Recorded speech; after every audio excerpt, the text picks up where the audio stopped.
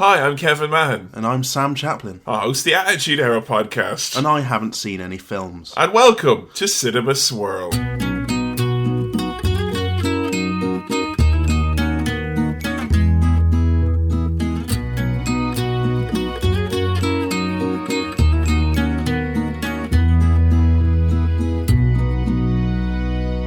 Hello everyone and welcome to Cinema Swirl, episode number 14, Cough Brackets Series 2, episode 4. It's our traipse through Tinseltown. Hello everyone, once again, I'm Kevin Mann, joined by my OTP, it's Sam Chaplin. Hello. Who's not seen any films. Hardly any. Hardly any. Yeah. Although I'm beginning to think now, we've shot ourselves in the foot a little bit, because the more episodes we do of this podcast, the more we dilute the original premise. Well, no, we don't. We don't dilute the premise. I'm getting slowly filled up with films. Yeah. The premise is still there. You're still trying to run around, you know. You're educating me. I'm getting better. Yeah, but by the end of this, you know, it'll be Sam has seen most of the popular films, like, you know. Yeah. It's a bleak look into the future.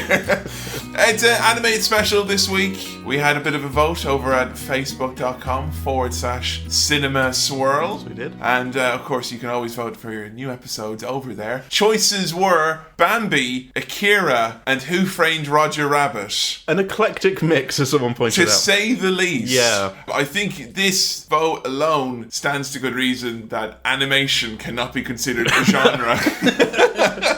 As wide-reaching as film itself. You've not seen, of course, any of those movies. A lot of people, I think I don't think anyone voted for Bambi. A few people did. I saw a few Bambi votes. There doesn't seem to be a big mad surge of people wanting you to watch Disney stuff. No. For some reason. Even though it's... I've seen a lot of Disney stuff. I mean, yeah, you've seen the Pixars. I've seen the computer ones. You know, you've seen the computer ones with but not the proper heart-touching stuff. moments. Yeah. Akira, though, obviously, I think a lot of people are disappointed that this did not get the vote. There was a strong Akira fan base who really wanted me to see that. And I think there's probably good enough cause and reason to probably do an anime special vote later on down the line. Yeah. Because I think throwing in Akira with Bambi and Who Framed Roger Rabbit might have been a bit of a misstep, though. So yes, Who Framed Roger Rabbit, or movie today, or movie du jour. And time, of course, first though, to dip into the mailbag. And you're making hand gestures there. Sam did jazz hands. Still not done a mailbag. But I refuse to embarrass myself further by continually asking for a mailbag jingle that isn't there. Okay. I'm either saying, number one, you up your game, or two, I'm going to stop introducing mailbag segments with any flair. I'm going to embarrass you by putting one in.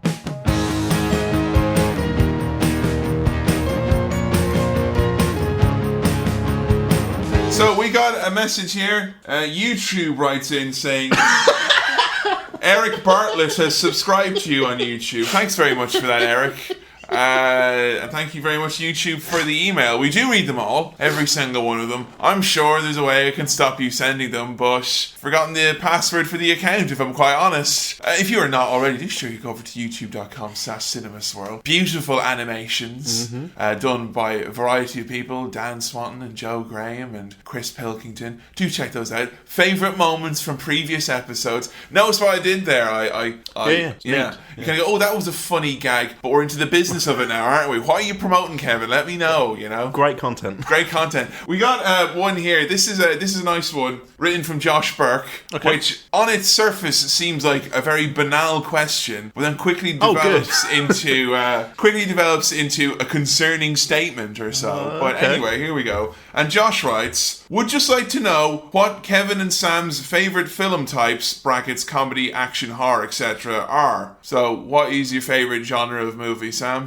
I like some comedy drama, the kind of light. I kind of like comedy, but also I like drama and a little bit of action, horror as well, romance. What are the other genres of movies? But no, he also goes on to say, also think it would be funny to trick Sam into watching Human Centipede just to freak him out. Okay, well... Now, I don't know what's more concerning there. Number one, just that statement in of itself, the fact that I'm going to trick you. Or number two, that it's expected that I would do something like that. Trick Sam into watching Trick it. Sam. Like you've got no... Like if I put it on, you're like, no, I can't possibly leave my own house. The Clockwork Orange type thing, you just got my eyes open the whole time. And I can't You know, I look mean, away. I'll be honest, the straps aren't too tight here in cinema, No. folks, you know, but... Yeah. I've seen Human Centipede 2, by the way. You've not seen one, though? No. You must have been lost. Didn't know what was going on. It wasn't that difficult to follow, really. An interesting one here from Wally D, who writes into cinemaswirl@gmail.com. That's cinemaswirl@gmail.com. And he says he's just wondering, he's written from across the Atlantic, by the way. That's impressive. Across the Atlantic. That's very impressive, you know. I don't know whereabouts across. And when you say No, across just across the Atlantic. I just, people in America, right, there's a lot more shit across the Atlantic other than your country, okay? There's a whole bevy of things. But he's writing wondering, is there any qualification on how old a movie has to be to get on the show? Or will we be hearing Sam wonder about when Batista will powerbomb a raccoon? I think he's alluding to Guardians of the Galaxy. Which I have seen. Which you have seen. Loved it. Yeah. I love that as well. Great film. It's a bloody Bobby Dazzler of a movie. I love it very much. And I'm getting a bit kind of... I don't really like superhero movies that much anymore. Yeah. I've been a bit overwhelmed. There's too many. I feel that, like, because I've liked the Marvel franchise, I was saying this the other day, because I've liked individual bits of it and it's all linked together, I feel compelled to watch it all. That's how they get you. That's how they get Yeah. me, you know? It's literally like collect all the toys. I only wanted one record, you Yeah. know, and now I'm signed up to this service and I'm getting 20 a week and I don't even want them, you know, I haven't got the storage space, you know? This is basically what Marvel has done. But in terms of how old a movie has to be for it to be in the swirl, I don't think there's any limits I to don't it. think there's any limit on it. But I will say, though, I mean, it's probably dependent on how long after a movie's been in the cinema can people sit back and go, well, that was a classic. Yeah. I mean, the most recent one we've done is The Wrestler. Yeah. But that was probably because we had a crossover episode Yeah. with a podcast. I mean, that's a good film and it's well regarded. I don't know if it's necessarily a classic yet. I don't know. I think you've been into the cinema a lot as of late. Yeah.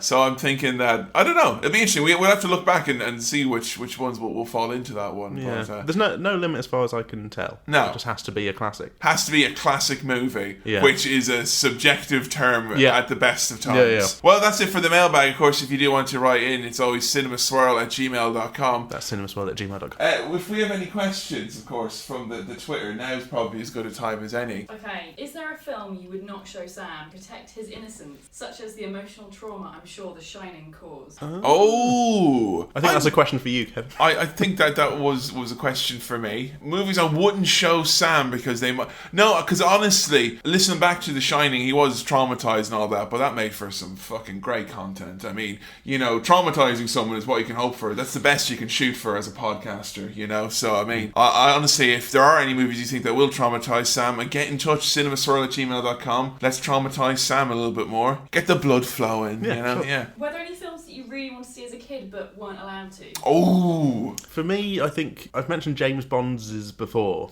You weren't allowed to see James Bond? I think there may have been one where it was like I was too young for the admittedly very low rating. Yeah. And I really wanted to go and see it, and my brother got to go and see it. I've had a lot of my brother being about 4 years older than me, Yeah. and therefore getting to go and see things that I don't. As a get to go result and of see. that. Well, Yeah.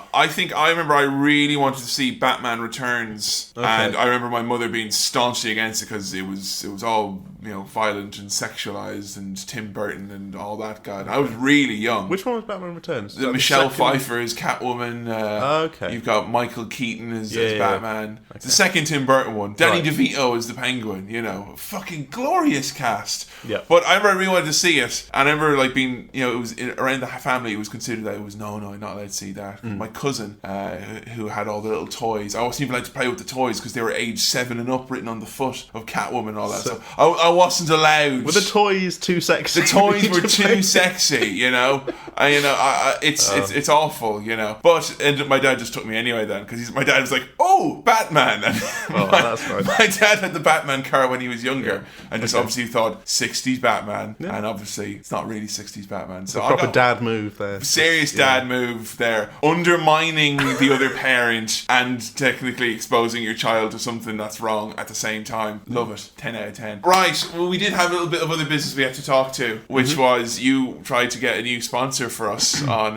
Not on purpose. Not on purpose. Do you want to maybe inform the people who, if you're not following us at Twitter at Cinema Swirl, we have ongoing attempts and efforts to monetize the fuck out of this podcast. It's just get any mostly sponsorship we can. Bullying brands into following us and then hoping that will lead to sponsorship. Yeah. Which so far, it has not at all. It's not, but I mean, Yeah. it's early days, yeah. We've got Pepsi Max on board in Boom. terms of following. We've got Love Honey. Boom. We've now got Tango, ladies and gentlemen. We've got Tango. Now, this was a clever strategy, I believe, in order to make Pepsi jealous. Yes, that was it. Like a jealous lover that would see the attention that the other fizzy pop. For those of you across the Atlantic, Tango is basically orange coloured. It's just orange soda, isn't it? Orange soda. Yeah. But it's kind of got a lad dimension to it somehow. Kind of, yeah. The cans are quite like black, aren't they? Yeah, they're black, you know. Yeah. You know, you read your copy of Loaded and drink your Tango, you know. Yeah. It kind of goes hand in hand. But the Tango are on board, though. Yeah, they're following us. If I do say so, there was some very salacious back and forth between you and the Tango guy, you know. Well, Tango,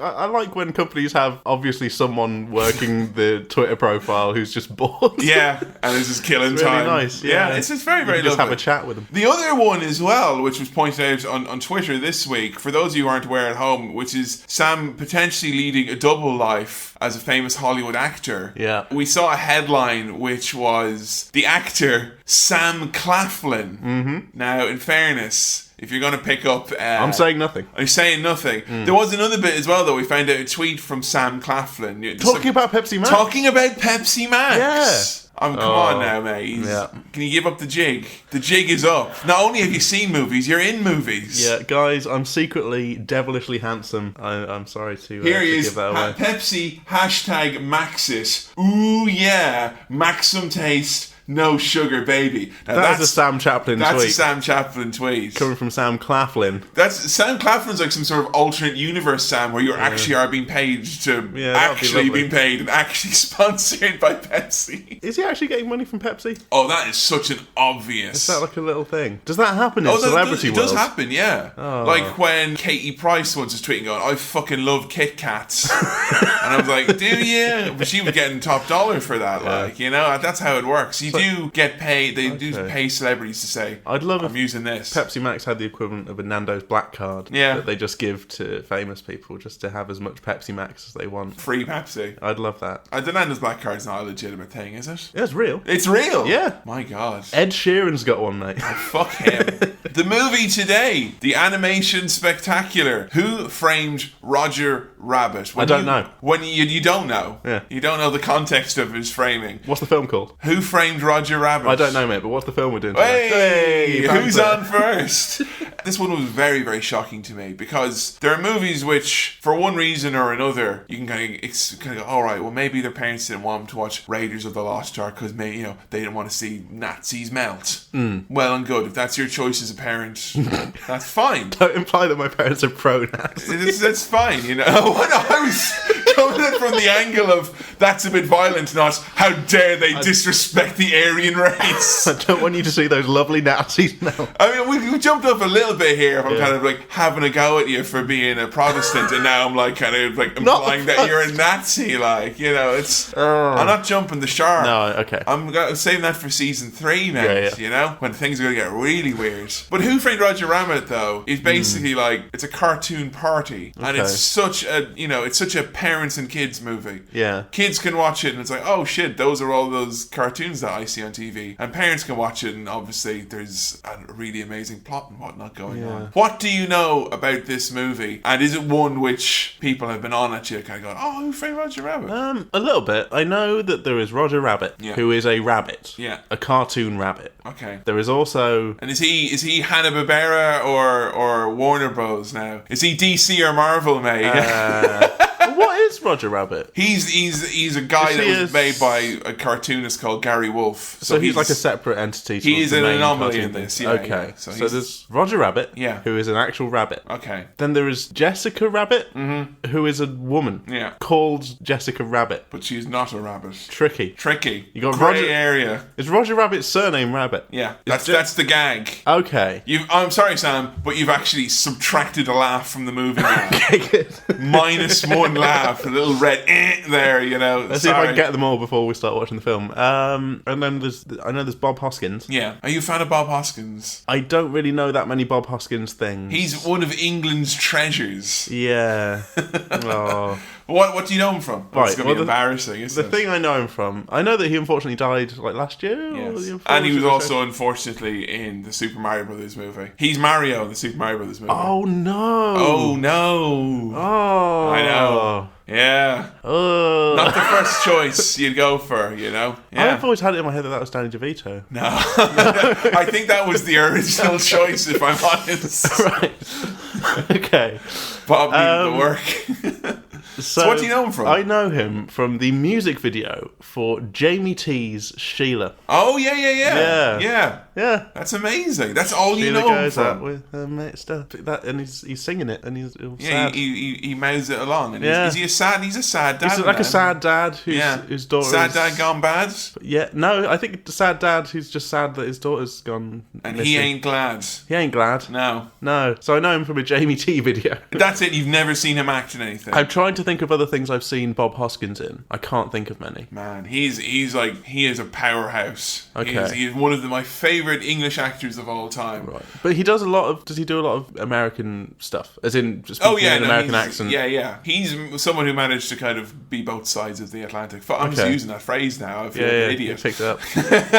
The plot, though, what happens in Who Framed Roger Rabbit? Well, someone framed... Because you've named three main characters Yeah. there. Okay, well, three main people. Bob, he's not in it as Bob Hoskins. As fun as that Why would not? have been, that would have been amazing. Okay. What happens? Someone has framed Roger Rabbit Very good. for a crime that I presume he didn't commit. Yeah. Hence, framed. So you were standing there, starting to sound like a kid doing a book report who's just read the blurb on the back.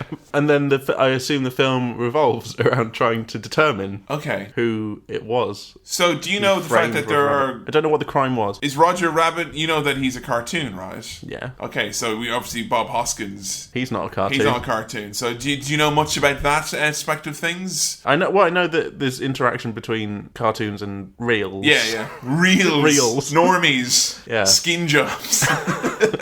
I don't know why. There's a big element of this movie which I don't think you know about, and I don't want to say it because it may spoil it. Okay. Does he come out of his world into the real world? Vice versa. He goes from the real world into as the in cartoon world. There is real world and cartoon world in this. Right. Okay. And So there are two. Some people go into different ones. Yeah, okay. that's it. So, do you know like any of the other cartoons that are in it? No. You don't. Okay, this is really Should fucking I? interesting. No, I'm not going to say any more. I thought it was just like Roger Rabbit was a... Oh my goodness! I think you're about to find out. Like when we watch this, when Okay. people are being into this. Cool. So, have any of your friends like seen it or pestered you about this, or Not really. do you know anyone like who's a big fan of it, or No. It's weird because it's Yeah. one. But the which- reaction on Facebook You know was how very strong that was? Yeah. I think it's because it's one which everyone sees when they're a kid. And then when Okay. they grow up, they can appreciate it for different things as an adult. Yeah. So people are very much hold it quite close to them. I know that I should be sexually confused by the sexy cartoon woman. That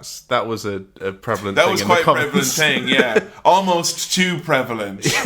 But basically, you're dealing with a lot of people who are commenting on that post Yeah. who have masturbated To to a this cartoon. cartoon lady. Okay. So, you know. That's fine. It's That's 2015. That's I'm fine. okay with It's that. 2015. You know, Yeah. more power to them. We're not ones to judge. No. Literally, we are not ones to judge. No, but let's not go into that. But I think that's the main question on a lot of people's minds right now. Right. Is there wondering Who framed Roger? who did did frame Roger Rabbit, but I think a lot of people are wondering what your thoughts on Jessica are going to be. Okay. I think. Well, I'm excited to find out. Yeah, they're excited to find out as well. I think. Why? I think that if you've masturbated to Jessica Rabbit, You want confirmation from someone else that that's okay. that that's okay. Okay, Yeah. they want confirmation from the nice man who drinks his Okay. Pepsi, Yeah. and his bearded friend Yeah. for us to ruffle on the head and say that's okay. That's okay. It is okay. It's We're not fine. doing it. Okay? Okay. But I think we should maybe get settled in and watch this sucker. Yeah. Yeah. Let's go do a cinema swirl.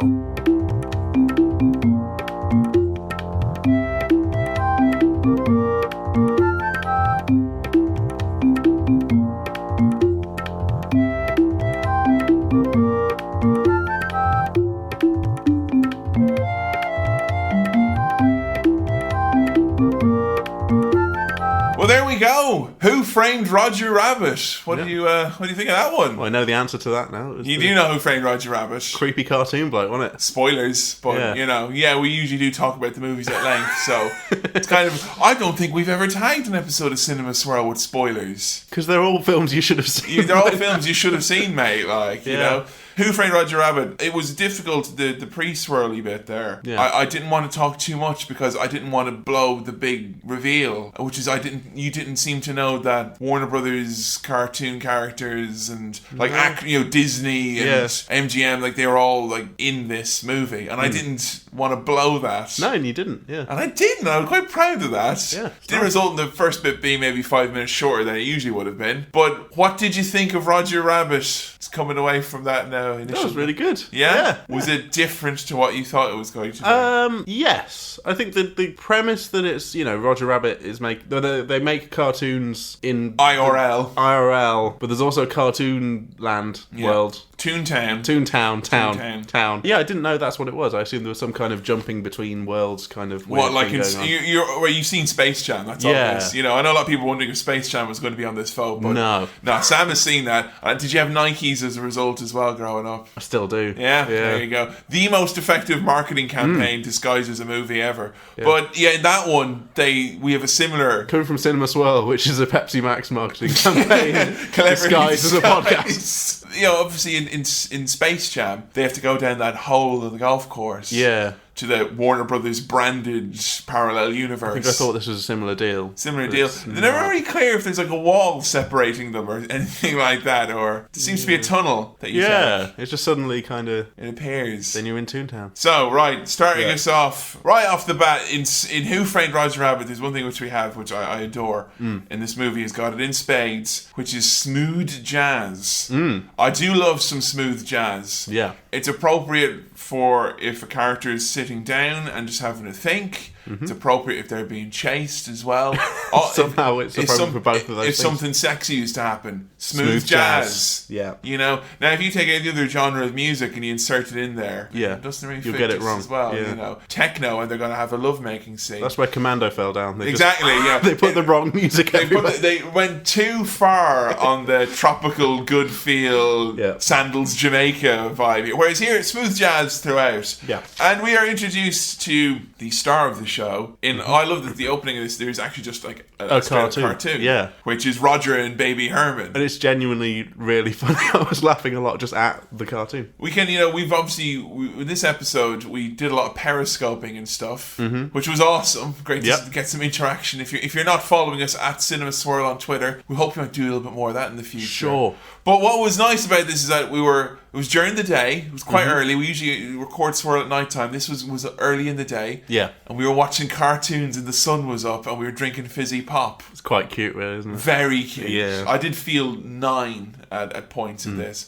But we might as well what cartoons growing up? Which ones were you into? Because you seem to be yucking at this big shot. Yeah, because this was a lot like Tom and Jerry, Were you a Tom which and Jerry I fan? fucking loved a lot. And Yeah. I've since gone back to and realised, like, that is so Brilliant. brilliant and also violent. Yeah, really violent. Yeah, more than I would have expected it to be for a cartoon for children. But it's great. I really what I love love about those cartoons I'm a big Tom and Jerry fan. Adam from the Attitude Era podcast, massive Tom and Jerry fan. He's so into it. Like he's got it all on DVD. I was big into my Warner Brothers cartoons like Bugs Bunny and Wile E. Coyote and stuff. But I was rewatching those recently. I'm thinking that because they were made in the 40s and the 50s, they're mad as fuck. Yeah. Like society in general was a lot more tame back then, and these cartoons were just fucking ridiculously insane. And yeah, this one was great. Yeah. Because Roger Rabbit was basically just trying to stop this baby from killing itself. Yeah. You know, we've all been there. It had a lot of the same. It even had like the mum with who's just a pair of legs, heels. Yeah. And if Roger doesn't help make sure the baby is safe, he's going back to the laboratory.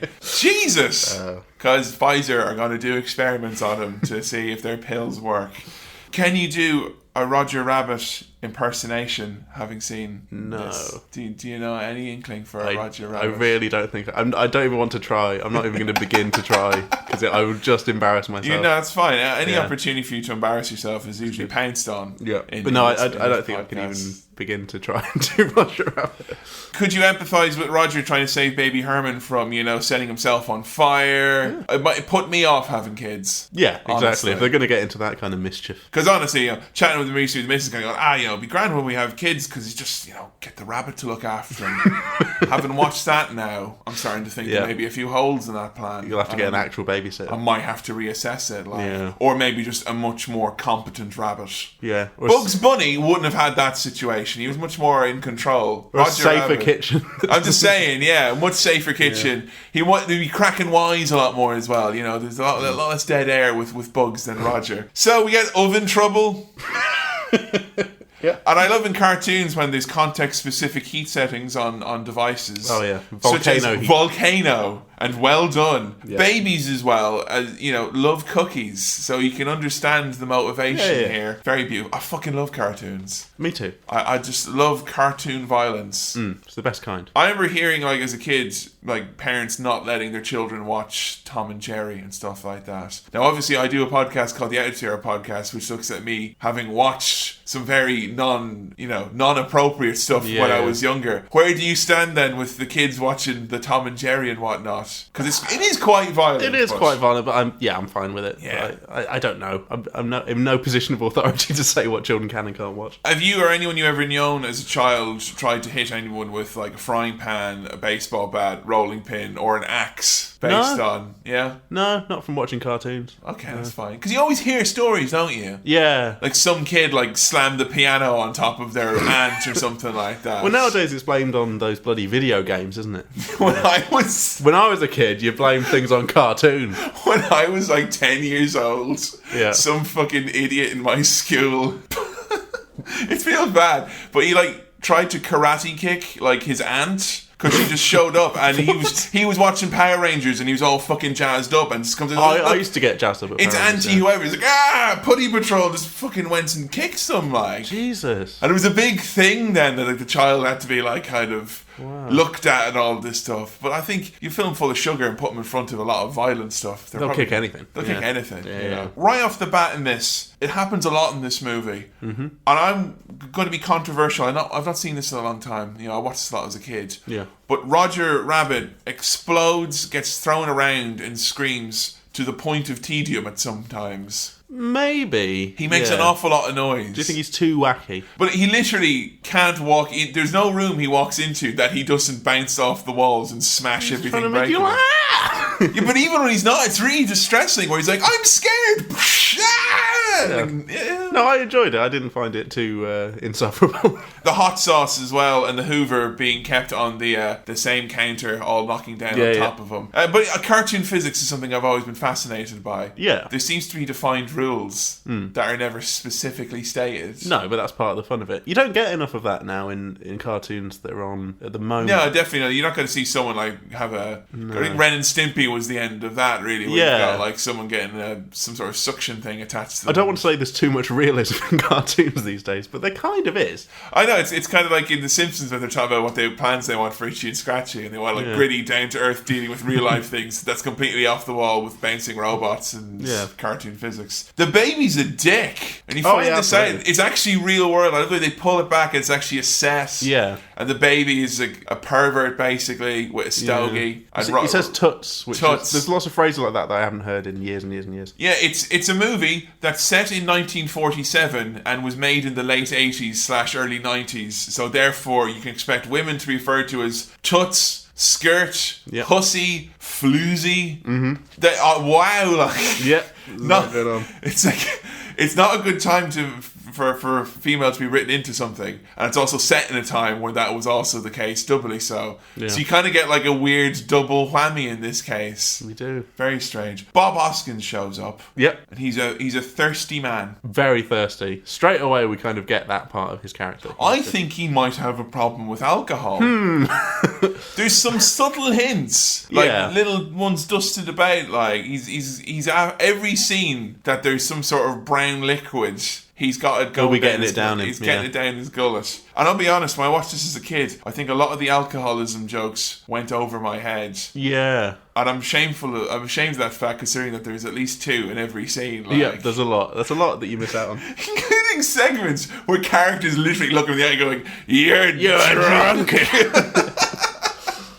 I adore it. Bob Hoskins, what did you make of him in this? Obviously, your experience of him has only been limited to a Jamie T music video. But how do you think he handled himself, in the context of an actual movie with dialogue and scenes? Fine, yeah. His character's very clearly defined. And do you think he was good, though? Yeah, I think so. When you think about what he had to... I mean, obviously... Yeah, it's interacting with kind of nothing, I imagine, on set, or a stick or something. There's no one point we should probably talk about it, so we might as well talk about it now. Yeah. When you pull back and you reveal at the start that it's actually real world mixed in with cartoons and things like that, and you take into account when this was done. It's done really well. What did you think? Do you think you say you thought it was done very well? Do you think it's held up? How do you think it? Yeah, I think so. I still enjoyed it. We watched it in like full Blu-ray quality. I think it's one of these movies that is suffered when you watch it on that. Yeah, I think it belongs on VHS. It belongs, on VHS or in a dusty cinema. Because in very high definition, you can see things like... it's when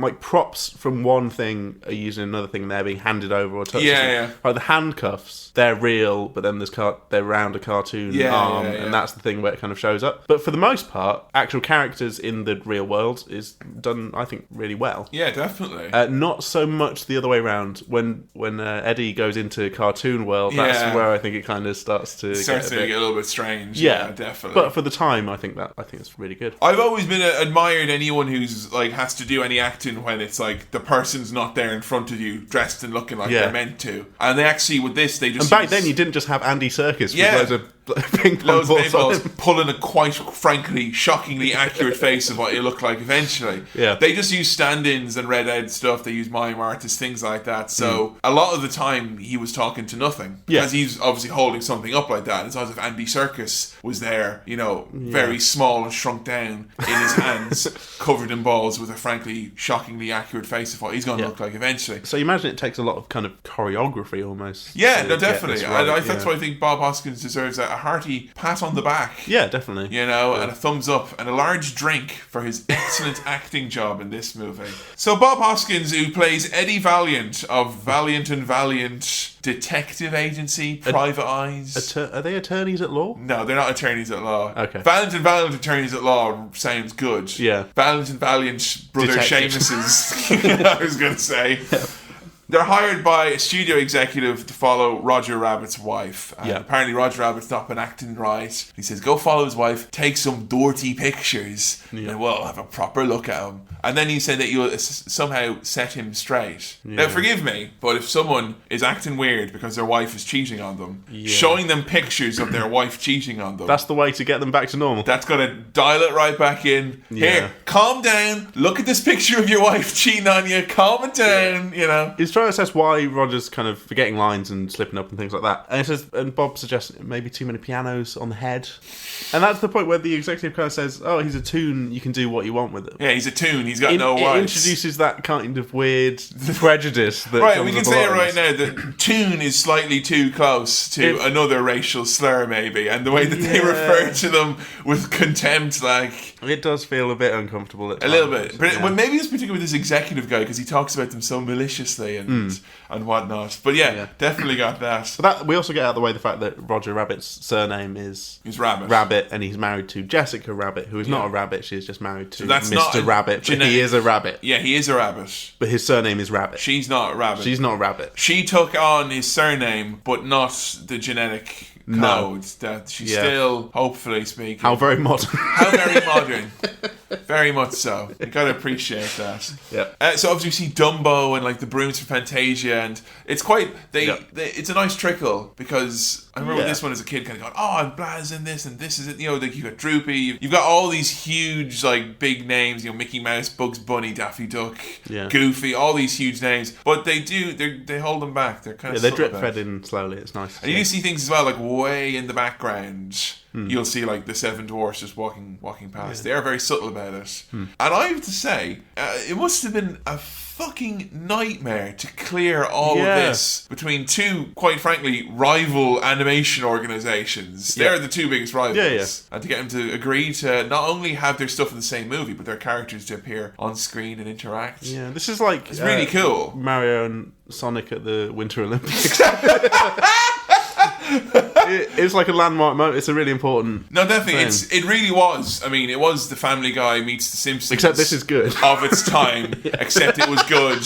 And not a fucking shallow spectre grabbing for money in the dark as the Simpsons and Family Guy crossover was. Oh, God, I forgot about that. A vaguely green spectre that faintly smells of money. Used to be impressive. Oh, no. Sorry, you brought me down now, just reminding me of the Simpsons Family Guy crossover. I'm very, very sorry about with that. Stewie making an actual rape joke in Bart Simpson's room, and I'm like, oh, Seth MacFarlane, you are a national treasure who I would punch if I saw. Yeah. Honestly, I honestly would. So we meet Dolores. yeah. So when Dumbo, you see him in the window, I want to point out all the solid gags that I hear in this. Now, film. Sam and I both obviously do stand-up comedy. Yeah. And, you know, we've done shows together, and we write together now and then, but honestly, one point where we do deviate significantly is on what we define the term solid gag. Yeah. So when Sam's calling out his, quote, solid gags here, Solid gag. do know that I am frowning and probably shaking my head, maybe with my arms folded. Okay. When he's talking about Dumbo, and the best thing about him, they work for peanuts, and then he gives Dumbo some peanuts. That's, Right, if you do feed an elephant just peanuts, Solid. it will die. All right, that's just I'm saying out there. Anyone who's interested, just to know, a peanut-fed elephant is an elephant. not a that's gonna die. cartoon elephant. Yeah. This ain't real. He's got a hat. He can eat as many peanuts as he wants. That's my first solid gag of the film. Yeah, so Dolores, who we're Yes. introduced to, who is Eddie's squeeze, Yeah. and of course, in typical, he's a drunk, she runs a bar, he owes her money. What's the bar called? I don't forget don't recall the Do name. they say of the the name of the bar? I don't know if they do. Okay. Why? I thought, is the red car the tram? Yeah. Okay. Yeah. For a long time, I thought You were that was the wondering name what of the bar. Oh dear, the red car. When they were talking about the red car, I was like, I know there's a cartoon car in it later, but as far as I know, he's yellow, not red. Has George Lucas touched it up and made it red? But yeah, Dolores says she is owed money, and the books have been unbalanced. And Yeah. he says, "Don't worry, I'm going to get the money for you. I've taken a Snoop job." Yeah. Now I thought a Snoop job was like a hand job, except there's a joint involved. Kaboom. Kaboom. Solid gag. Solid gag. Snoop Jobs, very good. The dirty jerk mocks him. Yeah. This guy comes to the bar and he's like, "The cartoons." And he's got this big, shiny, horrible face. He looks like he needs a good wash. Yeah. He looks like he needs a good wash and a bit of cop on. He needs a good wallop around the chops is what he needs. Which is what he gets. Yeah, from Bob, who means business. He tells Bob, "What are you going to do? Go to Little Bo Peep and look after her sheep?" Right, Little Bo Peep's a fairy tale, mate. That's not a fucking cartoon, alright? Now, you've gotten clearance in this movie to say anything from the rich canon of beloved cartoons from Warner Brothers and Disney, and you come up with Bo fucking... Come on. Weak.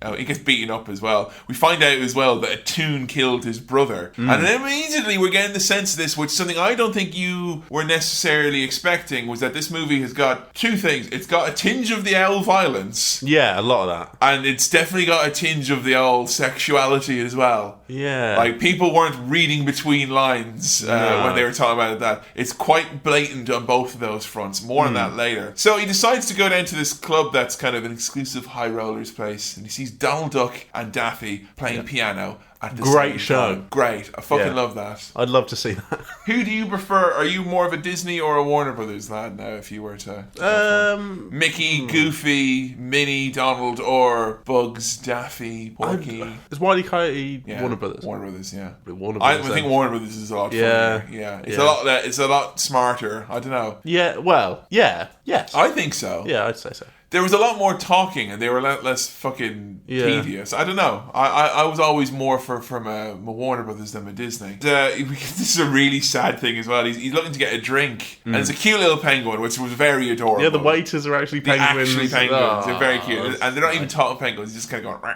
I love that. It's great. Penguins. You really were like, oh. I love penguins. Honestly. Sweet. Have you seen March of the Penguins? No. That might be a good one. Documentary. Seriously, documentary swirl. That's a good one to do, actually. March of the Penguins. Yeah. That'll be good. I've not seen any penguins, mate. Have you ever seen a penguin? Yes. In a zoo? Yeah.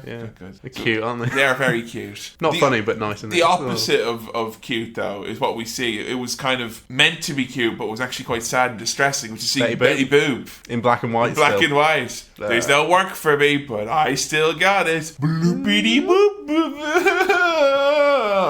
Betty Boop was weird. Yeah, she was weird. Did you ever watch Betty Boop? No. I recognise Betty Boop from products, like her face on stuff. Like her, like Felix the Cat, that kind of the black and white era. Yeah. But I don't know what she did.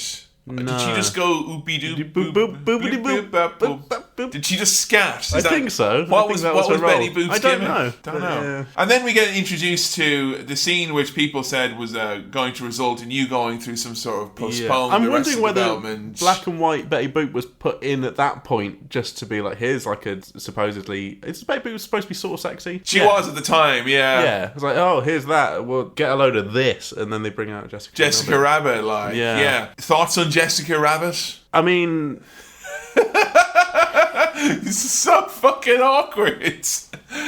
I mean, I will respect your decision to lie through your teeth right now. No, because she is a sexy cartoon. Yeah, she is. Yeah, there's no. I mean, that's the point. She is a sexy cartoon. Yeah, that is with a strange, impossible waist, and it's like just she's very and she talks she's got a very sexy voice. She had a sexy singing voice. More so than another voice, and she's very, very suggestive. Yeah, and straight away this movie, which starts off quite innocent, and she's basically like rubbing up against all the guys. Yeah, and it's like, wow, this movie has got some adults to it. Yes. Well, at the end of her number, I kind of said to you, I get it. I understand why people have that feeling about it. See, I understand it, and I'm not going to point judgment, you know. I'm not going to, after this, go and, furiously beat off to a cartoon. This podcast just got very Kevin Smith. I'm trying to beat it off. Honey, I love you, you cunt, but I'm trying to beat off. Big fans of Kevin Smith on the podcast. Actually, that was the one we were trying to figure out earlier. Have you seen any Kevin Smith movies? Because I think we need to do a Kevin Smith swirl. I think I've seen Zack and Thingy. Have you seen Clerks? No. Have you seen Dogma? No. Have you seen Jane Silent Bob Strike Back? No. Oh, Jesus, we're going to have to do that. Okay, cool. Oh, right, that's another one, folks. When these things come up, we have to talk about them straight away. But yeah, Jessica Rabbit, I understand it. Yes. At one point, I probably was very much on that side of things. But I will say, obviously, you grow up and you move on to different things. Yeah. So I'm looking back there kind of going, oh, yeah, that's fine. And if other things from back then, like Hero Clicks and Street Sharks and whatnot that I was into, absolute, I should be happy for them. I think when Jessica Rabbit was on screen being quite sexy. It felt how I feel when there's actual like a sex scene or something on screen and I'm with someone else. I felt a bit like awkward. Well, here's was the swallowing a bit weird. You can imagine, because It's strange I've to feel been that with through cartoons. this, Yeah. and a lot of people have been through this as well. Watching this as a kid, right, with your dad, Yeah. Yeah. right? That's an awkward scenario. Definitely. Are you happy you watched this with me and not your dad growing up? Because that would have been I think weird. so. Yeah. Yeah. Sorry, Dad. It was quite strange. It would have been so weird. Yeah, so you actually, your first, you know what you said as soon as Jessica Rabbit appeared? No. You went, oh, wow, she is definitely a sexy lady rabbit thing.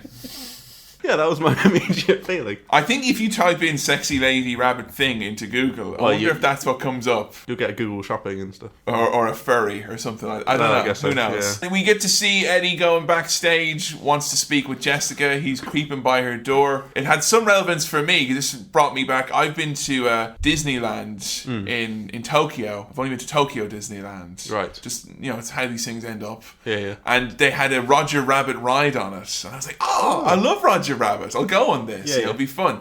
And it was basically like a ghost train. You know when you're going along and shit just flies in front of you and all that? Yeah. It was that, okay? But it was meant to tell the tale of the movie of Roger Rabbit and kind of all the stuff is happening and all that. Yeah. But it was in Japanese. Okay. So if you can imagine screaming, bouncing Roger Rabbit appearing in front of you and it's like, it's In a real language like that you fucking. don't understand, yeah. It's a language where if someone's screaming at you, it's quite upsetting and whatnot. And at the very end of it, you come out and there was Jessica Rabbit's door, which loads of people were just standing beside getting pictures taken of in front of. So I was very, very shook after this screamy ride, and just to see all these like people blankly, most of them weren't smiling, just getting their picture taken in front of Jessica Rabbit's door. There's a dark. It's got a connection to you. Yeah. I'm just saying.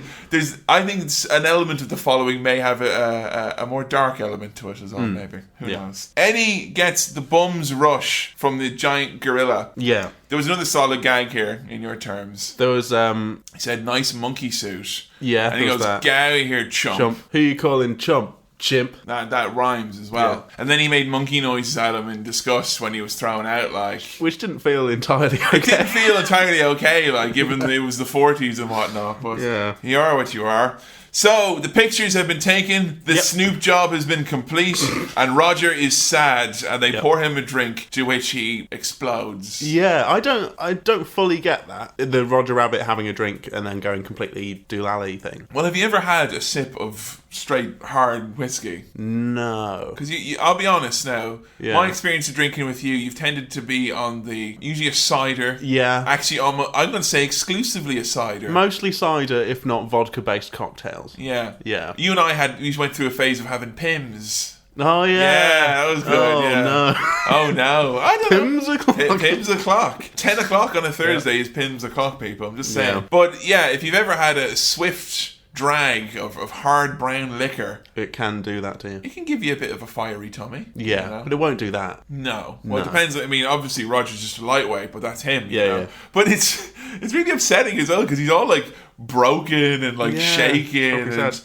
I got to this point where like Roger's every scene, he's bouncing off the walls, he's screaming at the top of his lungs. He's always very kind of shook looking, and I just imagine that he has a headache most of the time. Yeah. You ever get that feeling? I think he has that kind of... like, oh, gee, like he's, You know, when you're a kid and you've like been playing too much and you've been Non-stop. running around and you just have like a hot, weird sort of and someone's headache. like, "You're tired." You're like, "I'm Yeah. not tired." Yeah, I but think you he feels that. really are, and he's felt that. Yeah. I was thinking at the end of this movie, he's just going to walk in and go, "Oh, for fuck's sake!" Right? And just like have a sit down, and just be like, "Oh, I can't keep this fucking shit going," you know. There's another solid gag here, is that the photographs are of Jessica and the, what's his face? Oh, Mr. Acme. Playing patty cake. Yeah. And that's literally them playing patty cake. I think that's a funny And he gif. starts crying because they're playing patty cake. Yeah. Like, you know. No. I do like, if they were saying they were making whoopee and they had a whoopee cushion, I thought that would have maybe edged it into being a solid gag. It's a similar goof. I goof.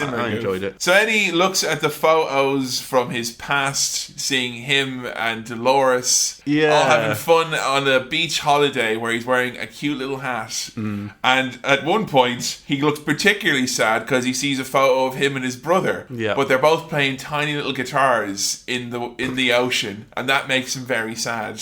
Yeah. I don't think I've ever seen a tiny novelty guitar. I think it's because he was sad that he put his guitar in the wash and then it came out like that. Way excellent. So he ends up drinking his entire bottle of hooch. Yeah. Oh, what's the photo where there's the two of them opening up the thing? Oh, it's the two. It's him and his brother and Dolores, and they're opening up Valiant and Valiant. And it's just like two brothers and a floozy opening yeah, up it says a like thing. two Flatfoots and a floozy. What? It's like, all right. Yeah. Obviously, they're not. I don't think much of her. No. Hey, look what I got ingrained on a plaque forever. You're a floozy. Don't ever forget. Ugh. Horrible. I'm going to unpopular opinion. Cool. I like Dolores. Yeah. I don't care about Jessica Rabbit that much. I'd like Dolores. Oh, there. good for you, Know what I liking mean? a real woman. I'm a real man who likes a real woman. Well, I fancy the cartoon. I don't care. I'm just saying, if it's not a cartoon, if you love cartoons, you go to Clips for Sale. They're badly animated. They're badly animated. They're made by someone who's not got quality of animation in mind. He's got other things in mind. I'll try getting the funding for that.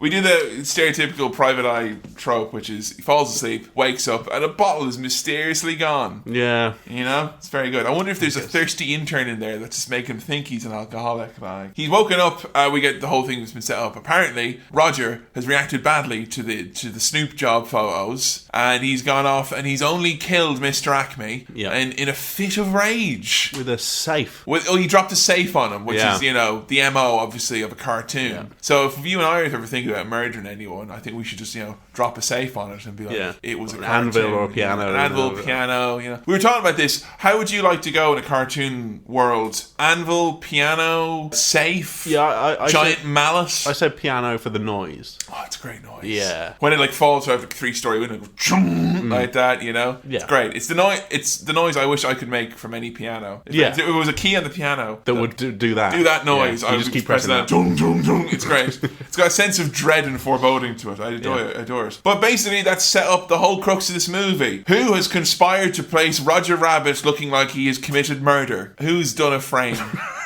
You've been framed, Roger Rabbit. Jeremy Beadle just comes in like, hello, I've set you up. Eddie's just doing this to get 250 quid. It's a large, small amount of money, okay? People will do a lot of things for Jeremy Beadle's approval and 250 quid, and don't you forget it. So we go to the warehouse where Acme was apparently killed by Roger, and the police are all playing with the toys. There's like the mallet that has the punching glove in it. And everyone's being quite mean to Eddie at this point. They're hey Eddie, your brother was killed. I thought it was insensitive because the chief there, Santino, he's like, here, come here and have a look-see at this murder, because I know you're into this sort of thing. And he comes in and there he is fucking laid out squished underneath a safe. He's like, oh yeah, sure, I know your brother was killed in much the same way, but never mind that's so insensitive. Yeah. You don't take the guy to the scene of the crime of the exact way your brother was killed. But yeah, the cops are all having a laugh at him. Yeah, proper go at him. Call him drunk. Yeah. Didn't you used to? I mean, in fairness, yeah. Oh, now that's a bad gag. Yeah. # bad gag. The cop saying, didn't you used to be an Eddie Valiant? I hear you've... it's something like, I've heard you change your name to Jack Daniels. Fucking rubbish, Joe. That's right. Here's you go, oh, you're Eddie Valiant. I hear your brother died. I hear you got a new partner, though, Jim Beam. There you go. That works. A bit better, you know? Exactly. And looking by things, you've been sleeping with Jack Daniels as well. Maybe get into that, okay. Yeah. Don't just say he's changed his name. Yeah. Ooh, I'm such an alcoholic. I've changed my name to Jack Daniels. Ooh, there he goes, super tenants. Didn't he change his name because he loves it so much? Like, vodka Red Bull, get over here, you lush. So the police are playing with the toys. You get introduced to the villain of the piece, the man who is the law and order in Toontown. I wonder if he's the baddie with this name, Judge fucking Doom.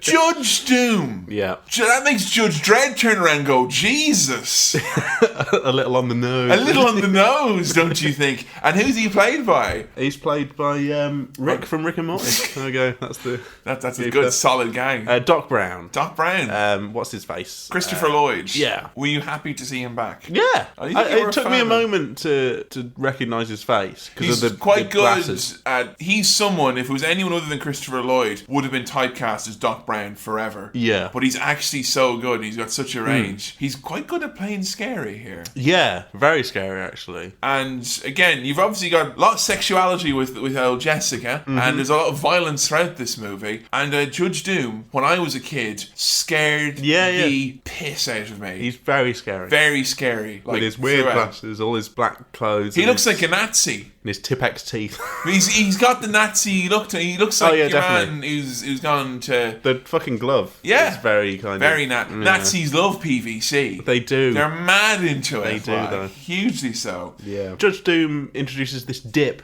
that he has. The dip. Yeah. Well, they're all Which talking about there's no looks- way to kill a toon. And he opens it up, and it looks kind of like if you ever made stock and you've left it on for a little bit too long, the kind of the scum that forms on the top layer there is what we've It was got. a mix of chemicals, and I can't remember what they were. It's like acetone, benzene, and like paint stripper or something like Yeah. that. And you were wondering if it was poison for humans as well. Yeah, well, later on I kind of started thinking, wait a minute. I started putting the pieces together for the ending, but we'll get to that later. But there's a little squeaky shoe. who's Little just cute go- little shoe.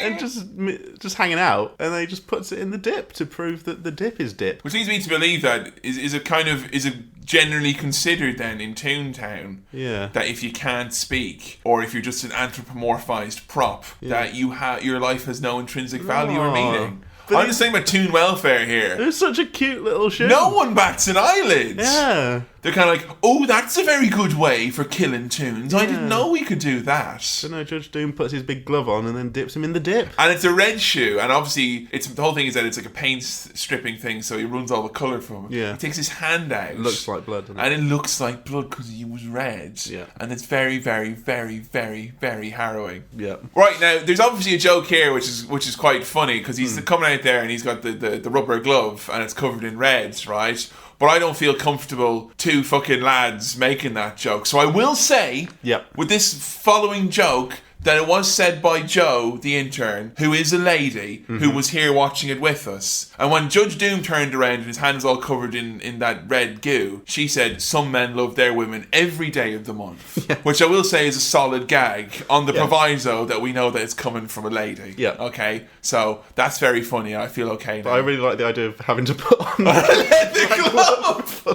It is that time. It doesn't matter. I've got my giant leather glove, just let me dip it in benzene first, and then we'll nothing take... sexy.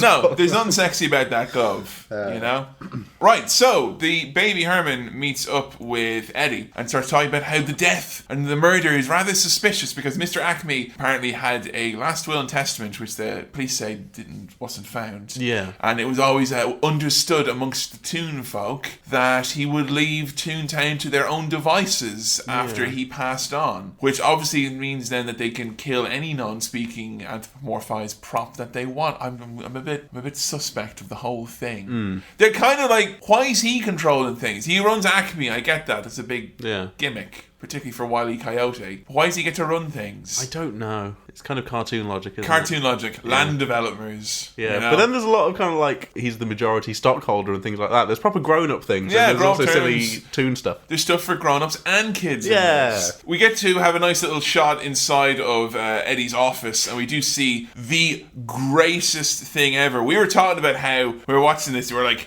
don't you know, like how they always show that it's a real shithole that the private detective is in, and like, oh, isn't it awful? People would kill for a bed sit like that in LA. Are you kidding me? Yeah. Filing cabinet spring bed that goes into the wall. That was my favourite bit, I think. I want that. The him grasping at the cabinet and then it kind of... It's a a bed in good there. visual gag, It's as well brilliant. as a thing that makes you go, I want that. It's very brilliant. Yeah. Excellent. And of course, Roger Rabbit is inside the bed and he makes a litany of drinking jokes. He's fucking non-stop. Like, I asked this guy, and they didn't know, and then these guys didn't know, the fireman didn't know, but the liquor store owner, He knew. Yeah, it's like Roger Rabbit, one more Because comment. you're a drunk. Yeah, that he says that at one point. Because you're drunk. One more line out of him and one other person from his life in there. It would have been an intervention, okay? As opposed to a cartoon rabbit running them down. Where's your brother? He seems like a sensitive and sober guy. He's not a drunk like you. Oh, God. They get handcuffed together. Roger wants him to help him out, and then he's obviously hesitant to help out any cartoon. So he handcuffs them together. They're stuck.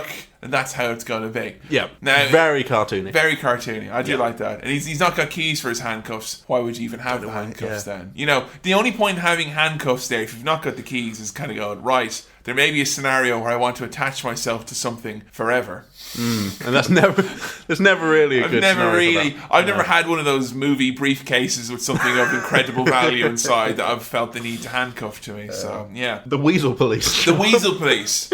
So Judge Doom, who's very, very scary and sinister, has got not a particularly scary but quite sinister squad of goons who are a bunch of weasels. So what's his job? Judge Doom, he's basically in charge Is he like of... chief of police? Kinda, No. yeah, he's in charge of legal matters. Yeah. It's kind of vague as to what his role is. It's basically if toons commit crimes to do with the He's the one human who world, sorts it out. he's kind of the one who sorts it out, basically. Yeah. So he has I this little guess. gang of weasels. It's hard to imagine him having a surgery in the local office, like, you know, having people in for a bit of a Q&A, telling them about, you know, their rights as tenants and stuff. It doesn't seem like he's doing that kind of thing, no. But the weasels, I do enjoy the weasels. They all kind of have their own little gimmick going. There's Weasel that is stupid because he has a baseball bat and a child's hat. There is kind of like Southern American gangster Weasel who's got a bit of a mullet. Then there's Tom Waits Weasel who's got loads of cigarettes in his mouth, who's fucking gross. Yeah. And then there is Stray Jacket Weasel. Yep. Because as we know, if you're mentally unwell in a movie in the 90s, you're obviously you're evil, straight jacket, can't be controlled. And then there's Main One who's just got a nice kind of... Leader Weasel. Leader Weasel, who's got, quite frankly, a lovely ascot. Yes, very much so. And they've come to, you know, they want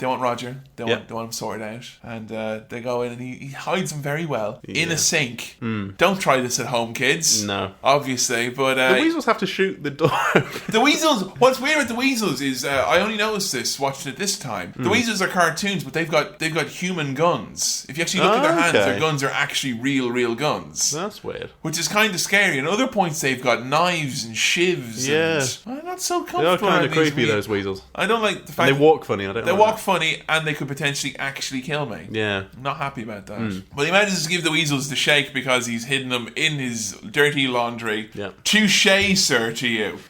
Roger manages to get out of his handcuffs. They go to the speakeasy to basically get out. Yeah. It's, you know, your standard. They hide back then. They try and saw off the He's handcuffs. does this help? And he's sawing away. And Are you telling me you could get out of that at any time? Not at any time, just when it's funny. And I properly cracked up at that. That was his funniest line, I think, Roger. Oh, God. Because to be honest, this time when I was watching it, I was kind of like, is Roger funny or is he irritating? That's kind That of was what... fucking funny. But that was gold. Yeah. Absolutely gold. Yeah. Jessica Rabbit pays a visit to Eddie, who manages to be topless during this entire scene. Yeah. It's kind of awkward. Bob's back is what Bob's back is very, very Hairy hairy. back. Quite a hairy back. He's kind of got maybe, like, he's got the body of a baked potato. Yeah. That's been baked for slightly too long. you know. and is hairy. And is hairy. Yeah. You know, has fallen on the floor in Spudulike and has rolled around a little bit. Oh. Spudulike, if you do want to follow us at Cinema Swirl. Spudgy like. Spudulike. The baked potato. I'm just saying they've cornered the baked potato Are they takeaway fast market. food baked potato? Yeah. Oh, okay. Yeah, they're chain. Cool. Spudulike. At Spudgy like. I don't know if they're still. Honestly, I don't even know if they're still going. I'm assuming they are. We'll find out. Do people still eat potatoes in this country? I feel like I can't ask that question without in some sort of racial thing coming up due to my Irishness. Yeah. Jessica drops the main line of this movie, you know, the one that she's known for, which is "I'm not bad, I'm just drawn that way." Yeah, and the thing I thought about Jessica at this point is that she has all of her clothes are the same shape, Yeah. but they're different because she has Different sparkly sparkle one and and then red she has one. like red one. She has two I'm dresses. like, I know you're drawn that way, but you presumably dressed yourself, so I was gonna say she can't help it that she, she's drawn that way, presumably by some white guy yeah, probably, or almost certainly. who's got a big lad in his pants as he's drawing Yeah. it as well. And this is all very kind of weird weird slapstick, sexy. Yeah, the whole like she bumps her boobs into him and things and the like noise that. it makes. Yeah. Like, he, I think he's on the floor and he gets up and he hits his head on her boob, and it makes like a cartoon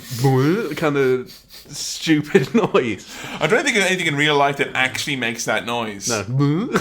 I'm just saying, guys, if you're with a lady and her breast makes that noise, go to your GP or physician. Definitely. Because that's cause for concern. Yeah. That's not a noise you want to be hearing in No. that area at all. So we're finding out now about this thing called Cloverleaf. Cloverleaf, it's this company which is buying up all property, and they're suspected of being ones who are involved with this whole business and potentially. Yeah. There's a thing about, Toontown wanting to be bought and the Acme lot being bought because it's the link to Toon.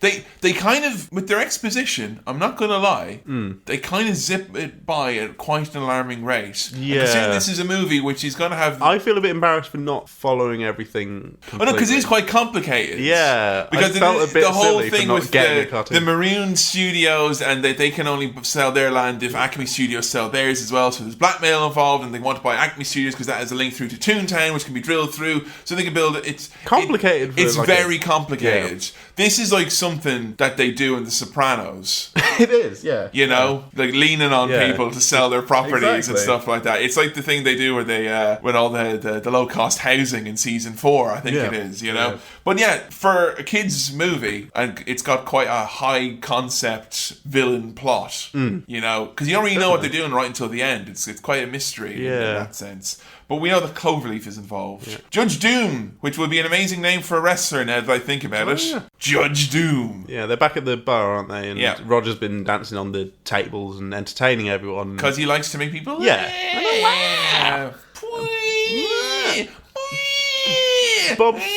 Bob's very cross about this, and Roger makes a little speech about how important laughter is, so that sometimes laughter is the only weapon that we have. I thought that was like a nice thing. I was really thinking, like, if we ever said anything sweet like that to Yeah. each other while doing stand-up, like, Yeah. you know, a little nervous for a gig, laughter's the only thing we have. The Now only, get up there.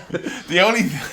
Can I tell this story? The one Yeah, sure. Well, I don't know what it is, but... Okay, we did a gig once though, because it's obviously you have moments like what the one here, this sentimental moment about talking about making people laugh. Oh, yeah. The closest thing we would have is when if one of us didn't do particularly well. Yep. And there was one time where I don't think you were quite. And it wasn't always me. It wasn't always you. No. Sometimes it was me. And there was one time where you came off and you weren't happy with how it went. It wasn't particularly good or whatever. Yeah. You were noticeably upset. And I went over to you and I said, "Why do we fall down when it's the rain? So we can get back up." You know, Yeah. I Michael Caine'd you. That was you know, nice. I Alfred'd you. Thank you for that. You know, that's the closest we've ever gotten. Yeah. But next time I'd say laugh. Sometimes laughter is the only weapon we have. But they didn't laugh. That's the problem, you know. He starts asking Judge Doom, there's a special on the board that says French dip, 50 cents. Right, now I understand why there needs to be French... The word dip on the board Is for for- him to rub it out Now, and put... can we agree that they're saying French onion dip? Is that what well, I that's meant guess to be? so. That's not a special. Well, yeah, is French dip on its own is the thing. It's French onion dip. It does No, three. Give me some French dip. The fuck is that? I don't know. That's not a thing. French onion dip. Yeah. Tweet in if you reckon you know at Cinema I've Sorrow, heard please. French dip, I think. Have you? Yeah. Is it? Yeah. I've heard both. Okay, but anyway, we can both No, agree. it's not a special. It's not special. No, it's like 50 cents for some dip. There's not even any toasted flatbread with it, for fuck's sake. Get out of here. But he goes over and he rubs out French dip, Yeah. rabbit Rabbit dip, dip. $5,000. Yeah. Actually, this is ruining my my enjoyment of the word dip, because I associate that with Papa John's at the moment. Oh, And yeah. That's going wrong Are you now. on the Papa John's at the moment then, are you? Yeah. I like Papa John's. Because honestly, right, this is the way it goes, Papa I think John's. that's the best one. You don't have a Papa John's, you know, once in a blue moon. No. You either have an intense period of Papa John's, like Yeah. 2 months where you get it multiple times a week, or you don't have Papa John's. Yeah. So you're about the dip, are you? Well, Do you like that yellow dip? the yellowy... Do you like that garlic- fucking gross? No, what exactly? It's fucking amazing. What's going on? No, because the yellow gross dip. It is. Yeah. It's everyone. It's always, just garlic butter, isn't it? It The is. buttery dip thing. And no one wants to admit that they like dipping pizza into butter, but It's so good. it's so fucking Yeah. good. And you know what the best thing about it as well? Because most people think it's gross. Okay, It's not gross. It's not gross. I think they go, "Ew, why did they put a green pepper and yellow slime in my pizza? Oh, it's not awful. I'll take that away from you." It's because they used to like garlic and herb dip being like, you know, just like a It's Pi- not Pizza white. Hut Domino's type It's thing. not white with green bits in it. But it's better. Better.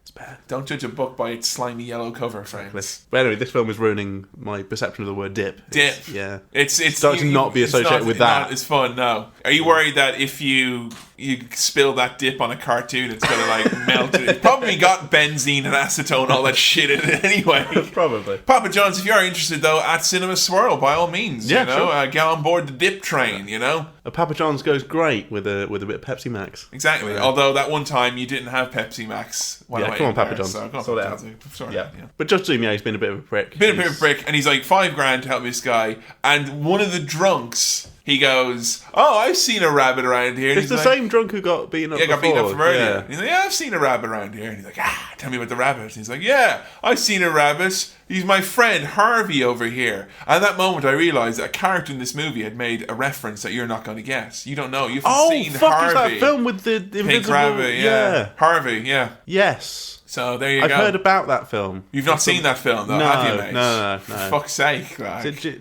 Jim? No. Is there Alright. someone with... It's okay, Is it's it fine. James Stewart? James Stewart, yeah. Yeah. Oh, God, no. Ah. He's in it. Yeah. Yeah, there you go. Oh, that's what that reference is. That's that reference. That's a good reference. Yeah. Yeah. I thought he was just being a prick. I don't have your put money. it It's Bill's house. Yeah. Frank's house. Judge Doom's being a prick. He's got the dip. He's trying to lure Roger out with shaving a haircut. Yeah. What is that? Shaving a haircut? 2 bits. Which I honestly don't know what it's that's where that referencing. tune comes from. Oh! It's That's- shaving a haircut, 2 bits, which is the cost of Didn't shaving know a haircut. that's what it is. Yeah. I just thought that was just how you ended a cartoon. No, that's the name of that tune. 2 bits. Yeah, That's or what 2 money bit. used to be back in the Yeah. day, was it? Yeah. It's like rocks in the 2 Flintstones. bit. Bits. And that's you know? why when Roger comes out, he's He goes, good. 2 bits. 2 bits. Oh, very good. Yeah. Well, It's not just saying that he can't resist a shave and a haircut. Oh, no, I thought you just couldn't resist the I didn't Yeah, know. well, that's the thing. But he does say, yeah, shaving a haircut. And then Learn keeps tapping something it. new every day. I Yeah. like that. There you go. Roger has a wee bit of a drink, though. You know, just as he's about to be putting the dip, he's like, one last request. Yeah. He does the old switcheroo on him. You know, I don't want it. I do want it. I don't want it. I do want it. Yeah, very good. Works in Elmer Fudd. Works in Roger Rabbit. And again, yeah, he explodes. Yeah. Breaks all the booze, Yeah. which Eddie must have hated. You know, sacrificing booze like that. Yeah, and then the dip spills, right? Yeah. This point gets knocked over, and Judge Doom backs away, right? And that later on, I can't. Yeah, it's these. Well, just things. for the record, if we're looking at the chemicals that they're talking about, there's acetone, there's benzene. Are they paint, bad sorry. for humans? Well, benzene is carcinogenic, so that will give you cancer. Right. So maybe he just doesn't want to get cancer. Now, honestly, yeah. I wouldn't want that either. So the other people are kind of like, you know. Yeah. They're obviously, those are the kind of people who are having red meat all the time. They don't care about, you know, their increased risk of cancer, you know. Check it out, people. You got to be I was careful. thinking, yeah, the glove, and then him backing away from it. And Yeah. I'm like, oh, wait a minute. No, yeah. the Daily Mail will be all over the dip, is all I'm saying. Like, you know, shock hard dip causes It's cancer. a horrible gunk. It's a horrible gunk. Can be harmful. Horrible greens foaming Yeah. mess can cause cancer.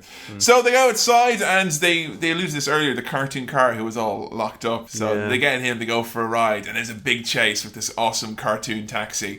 Benny. I love Benny. Yeah. I love him so much. He's so weird. I laughed a lot at him as a taxi cab, his face turning His around actual entire head turning around. and talking about sport. Yeah, That's- I love that. Fucking brilliant. That's cute. Nice big chase though. It's really cool. Yeah. You know, it's been shot at, going up and down. And this is one of the moments where like the actual, you know, having cartoons on real backdrop was very impressive. I thought. Yeah, So I think definitely. it actually worked really well. Particularly when you know that thing because of the size of the car that he was probably driving around on like a little go kart going. Yeah.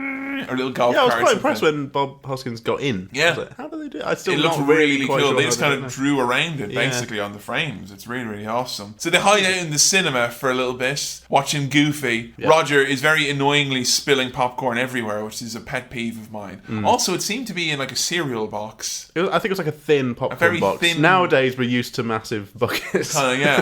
Can I have something the size of my torso, please? Yeah, And contain exactly. roughly the same amount of saturated fat. Thank you. But yeah, he starts telling him this really, the story about how his brother was killed. Yeah. In terrible detail. And Roger's like, you must hate all of us. Yeah. You know? I don't want to read too much into the racial thing, but you could substitute in, you know, Yeah, if one person from one group from one ethnic commits a group crime commits and it, then he holds a grudge against it the whole Yeah. time. Like, you know? yeah. Ah. Layers okay. with Roger Rabbit. Yeah, and Roger asked him to. Does he get him to apologise for yanking his ears? Oh yeah, he's like, he says, I don't hate you. I don't hate you because of what happened to my brother. He's like, oh, so you feel bad about it? All the times you've hit me and all that stuff. He's like, yeah. 'Cause even when you yanked my ears. Now we thought that was very funny. Because yank sounds a bit like wank.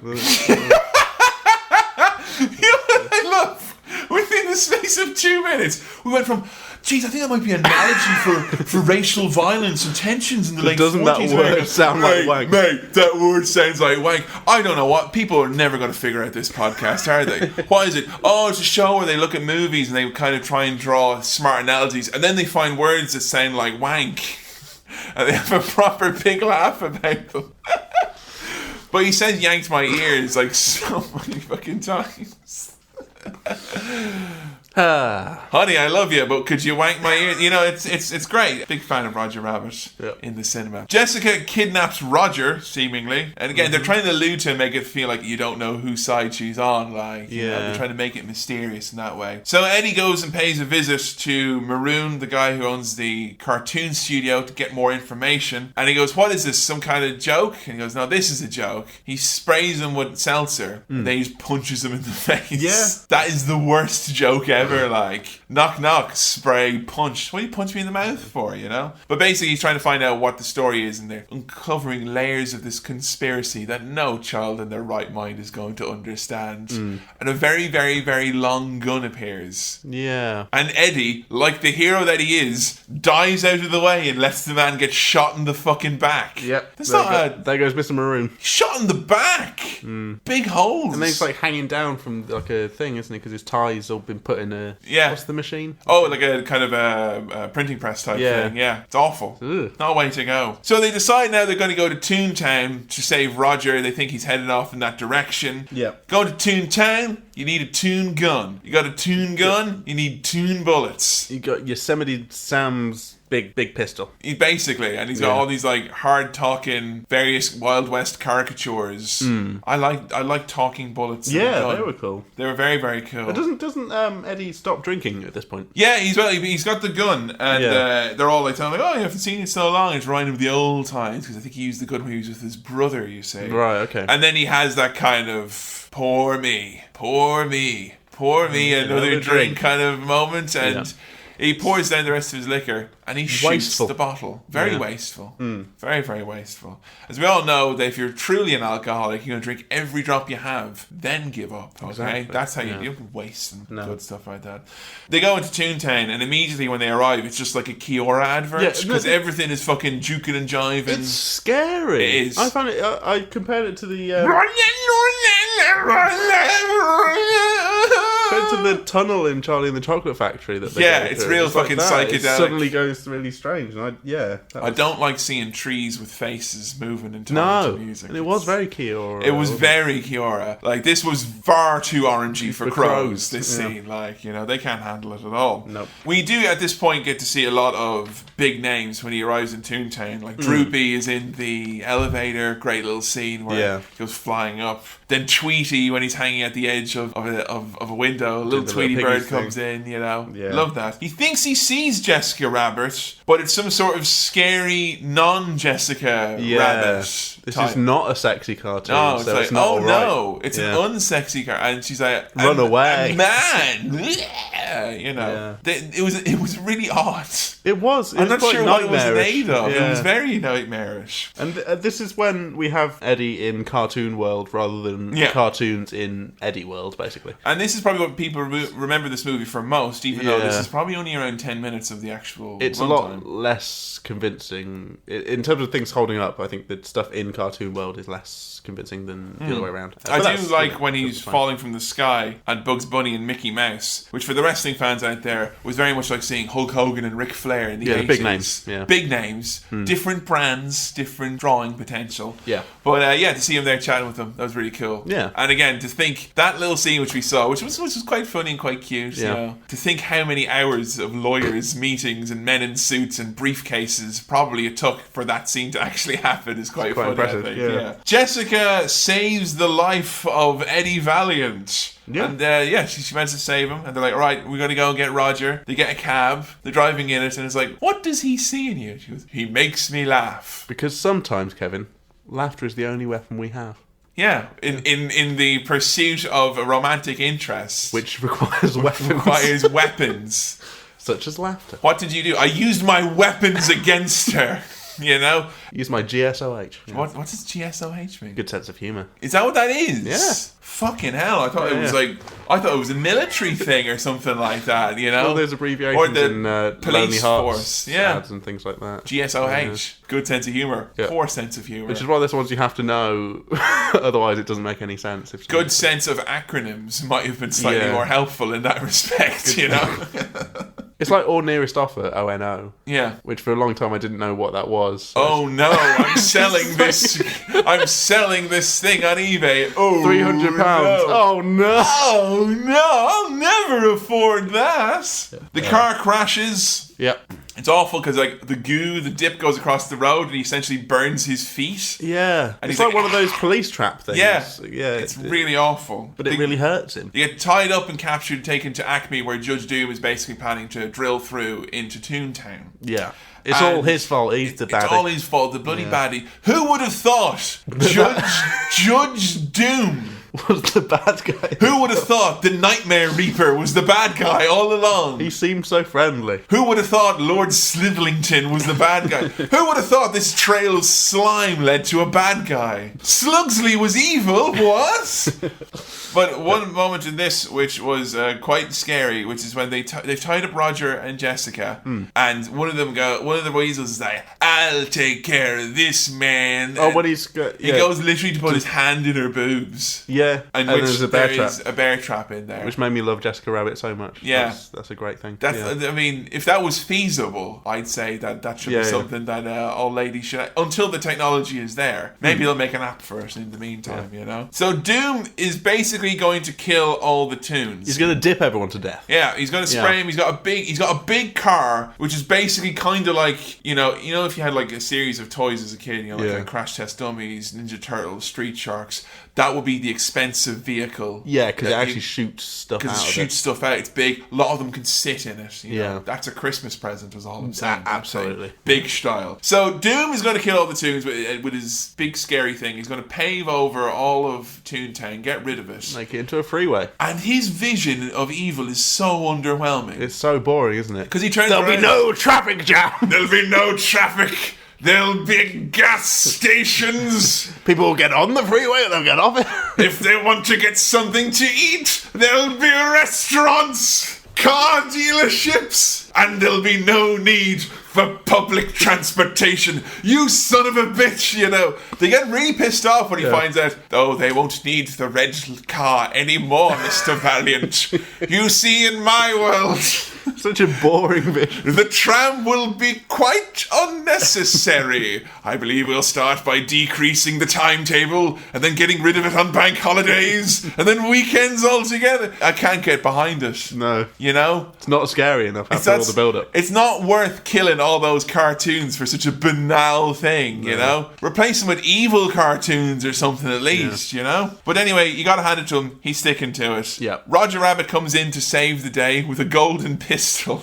he's quite quick. He's pointing at everyone. Yeah. Takes control of the situation. Yeah. And then he is quite immediately captured. Yeah.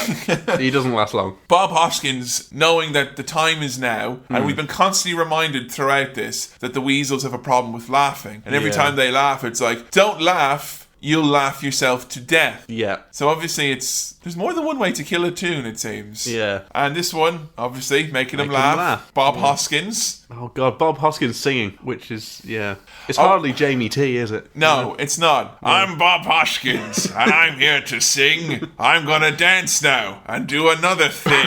But that's not an exaggeration. It's literally like that. It's just him I will saying dance stuff to over the tune. here and dance over there. I am thirsty and alcoholic. frolic. But he does start laughing everyone to death. He does. He falls over. As we know, the essence of all comedy is Falling human over. suffering and pain and suffering. And he falls over a lot. Again, that's why You've Been Framed was so successful. Exactly, yeah. This is human suffering captured and paid for. Yeah. The price. Here's your 250 pieces of silver for showing me your dad fall through the attic. Yeah.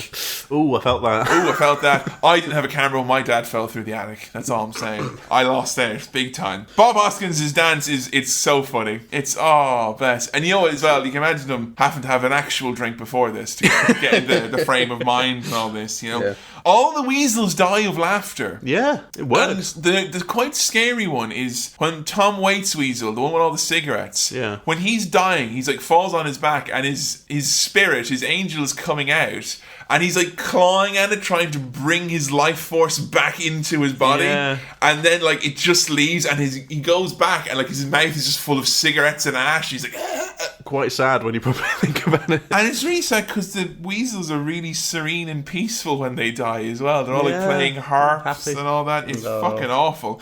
So they're spraying all the goo, and Yeah, you know, and Jessica and Roger all Yeah. tied up, and Judge Doom comes out and takes out. Of course, he's got a fucking Nazi sword in his cane, and this is a very freaky moment in the movie where Bob Hoskins gets the singing sword. Yeah, what? I don't get that. What?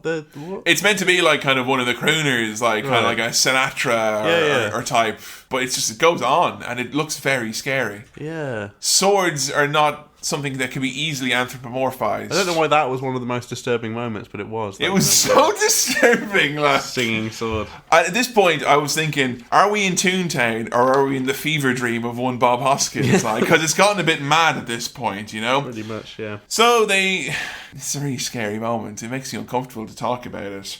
Where he gets a steamroller and he's driving after Bob Hoskins there. And Bob throws a bit of glue on him. Yeah. And he goes to punch him. He gets stuck in the steamroller. Yeah. And then he gets rolled over. Yeah. Bish, goes, bash, bosh. goes flat. He's Wh- flat. Which is what I used to think would happen if you got hit by a car. You just get You just go flat. perfectly. Yeah. Tom and Jerry didn't cartoon prepare you logic, for isn't it? the frankly shocking nature and the ease of which your epithelium can explode Yeah. like a balloon. But yeah, he gets all crushed out, and then he gets up, and he's really scary because he's all flat, and he's like, Yeah. "You're a toon," and he's like, "Yes," and he goes over to a gas thing and he fills up, and it's really scary when you see like his It's face horrible. go, and it gets all big, and then his eyes pop out, and this is like I did have nightmares about this. Where he goes, "This is the voice I used when I killed your brother," and he's all like, "Eh," and his eyes are going all Red eyes. mad, and he's Yeah. like, "Ah." It is horrible, yeah. It scared me, so it always scares me. Yeah. I'm gonna have that in my But now night. I understand why you put the gloves on for the dip. Exactly. And backs away from it because he's a damn toon. He's a damn too, and a fucking scary one as well. And you Yeah. find out that he killed his brother. That's one thing which people don't pick up on is the fact that because his voice goes so shrill, he's like, Yeah. "This is the voice when I killed your brother," and he's like, "Oh wait, you killed his brother? Yeah, you monster!" Yeah, I don't understand how he's got this. He's a toon with a human disguise. They went. That's never really explained. There's like is it? they did a comic book afterwards where they kind of try and Okay. loose then. But we'll doesn't- talk a little bit about troubles with sequels with Roger Rabbit. There were For- sequels. Then we'll talk about Oh, that in a okay. second. But they attempted to explain more of Judge Doom, but for the purposes of this movie and what they expect you to know, it's just yeah. he's just a cartoon. He can be a human who's somehow. got a human skin over him. Yeah. You know? Oh, 'Cause- God. yeah, because when they spray him, he gets sprayed and he starts melting, and he melts for fucking forever, going. Yeah. And then the fucking puddle with the half like. That's it. The puddle, his skin is left His behind. balloon is like his balloon. His face is like a balloon. That's yeah, been, it's all half like warped deflated. and deflated, But not deflated by popping it. Deflated it by just leaving the balloon Yeah. for about 3 months. leaving the skin, and it's fucking disgusting. And he just melts away, screaming in that high pitched voice with his mad eyes. Yeah.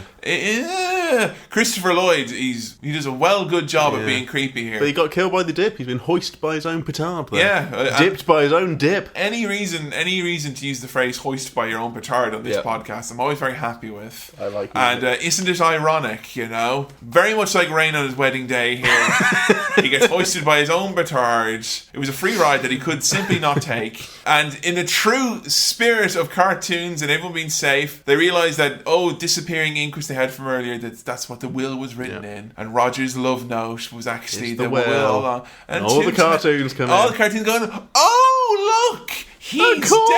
dead," and Mickey's like, "Oh, he was a real cartoon human after all. Oh, he's dead. He's melted. Oh, look at his skin, Joe. Oh, yeah. I don't like seeing all these cartoons in a semicircle Dancing around a corpse. literally dancing around the corpse of a fallen adversary. And that's pretty much the end, isn't it? That's They're all happy, even the less popular cartoons. the blurry ones at the back. Some of the ones towards the back, yeah. there was kind of a clown and this kind of like Robin Hood looking lady as well. Yeah. And they just kind of look like, Who are they? who are you lads? Yeah. You're pound shop fucking cartoons, you know, the real dodgy looking, badly dubbed ones from Eastern Europe. My favourite line in this that I think is probably the epitome of cartoons that are for kids and adults. Yeah. Was something Jessica Rabbit said to Roger Rabbit when they talked about how much she loves him. Yeah. So I love you more than any woman's ever loved a rabbit. I love that. Which is like, that's rude. That was proper naughty. It's good. Very Yeah. good. And of course, yank sounds like wank as well. So Exactly, that's- and you got that going for you as well. So there you go. Who Framed Roger Rabbit? Good film. Good film. Were Yeah. you happy with it? Yes. Caught you by a little bit by surprise, I think. Yeah. Does this explain why it was so insanely popular with like literally this? I know we say it an awful lot, but this was a landslide. Yeah, Because yeah. we even had people going, I do want to see you review Akira, but you have to It's see like, Roger I Rabbit. know, a lot of people were just saying, I know Roger Rabbit's going to win, but here's Yeah, Bambi or people Akira. were kind of like. Yeah, I can understand why people love So it. what do you think about it was the appeal to people then? I guess it's just it's the mixture of two worlds, isn't it? Yeah. And also, there's all the characters from other stuff coming in is kind of just a nice novelty. Yeah. I don't think that's necessarily too important. It's just a clever mix of two things, and it's done very well, and it's funny, but think- also quite grown up. And Yeah, definitely. Yeah. We mentioned that, and I think also as well the fact that at the time when we were kids, and it's kind of like, hey, here's like fucking an actual actor interacting with the cartoons that you watch. Yeah. that was huge. Now, if you show that to a kid now, kind of go, look, cartoons and humans on the same wouldn't. screen. They honestly, Well, yeah. they're kind of like, of course, why aren't they in 3D? You know? There's a fucking dragon interacting with a Yeah, man over exactly. there. It doesn't have, but at the time I think it was quite special. I think particularly people our age will very much have been taken by that. It Yeah. very much is kind of a whiz bang. Wow, how do they do that? And Space Jam capitalised on that as well in a big way. I don't think kids these days, or maybe this may lose off a lot of that audience. I don't think there's Yeah. like a whole generation of kids queuing up to watch Who Framed Roger Rabbit. I could be wrong, but I don't think it is. And there's huge issues with this, legal issues with the creator Gary Wolf, Right. who Yeah, tried to it's sue based them. on a book. It's like based on his book, yeah, which was basically broad strokes the same, but had different bits and bobs to it. And it was really weird because then he wrote a sequel to the book, which then it was funny. It's like he was basically kind of going, all right, I know that my book wasn't very popular, but the movie was. So he basically got rid of the events of the first book, retconned it, and then it was kind of like, yo, the movie is it, and then he made a sequel to the movie that was the book. That's kind of what happened with Dexter, wasn't it? no, That well, did, maybe that but, did happen with Dexter.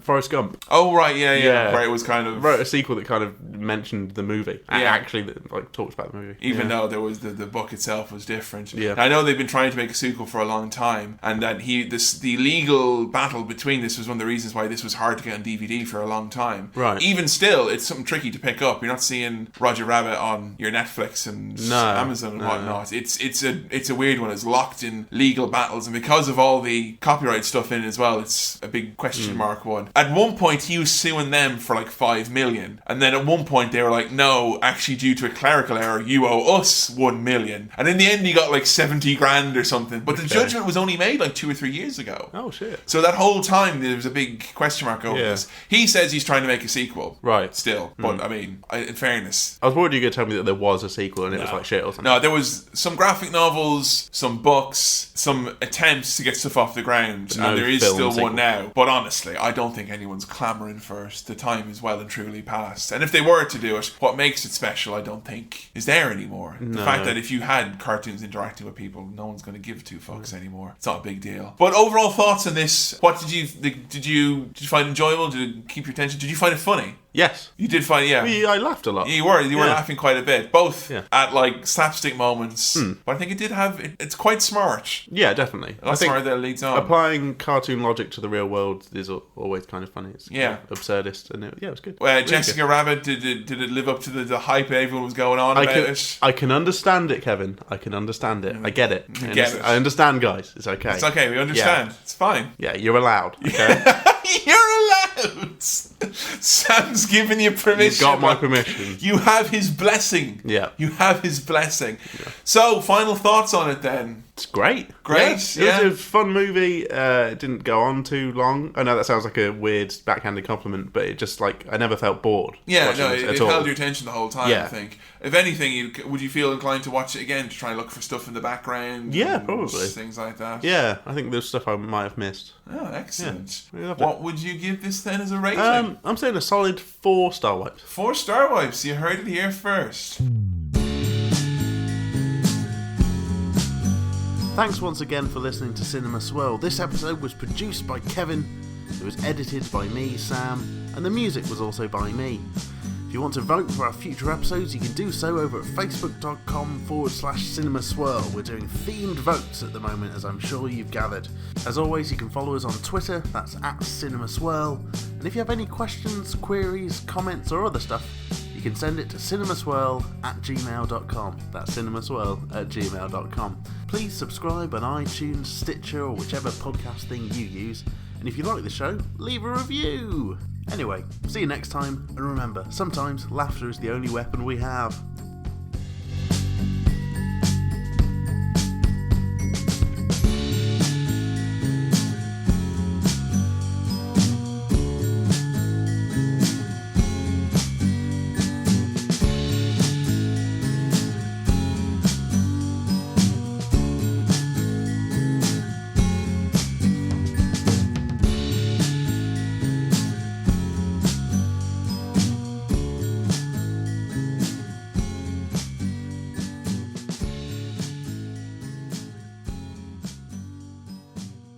Oh, we've been filming all the time. Hello. Hello. Hi. This is great. Hello, audience at home. Hello, audience at home. No, it's not as good as you think it is. We do go, and forget where we are and say, the phrase cut it out is not a new catchphrase that we're saying all the time. It's because we make mistakes. And we Hey have to Kevin, cut them out. cut it out. Cut it out! Oh, you.